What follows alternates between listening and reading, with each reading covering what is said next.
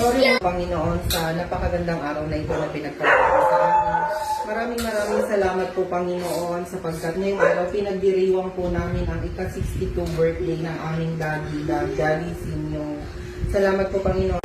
Happy birthday to you. Happy birthday, happy birthday. Happy birthday, Panginoon. Blow the candle. Blow na! Make a wish! Make a wish. Blow mo na! Blow mo na, please. Anong wish mo kay Daddy? Wish ka rin sa kanya. Anong wish mo sa kanya? Wish na, tapos blow mo na yung candle. Anong wish mo kay Daddy? Naisipan ko pa. Okay, Blaze. Dali!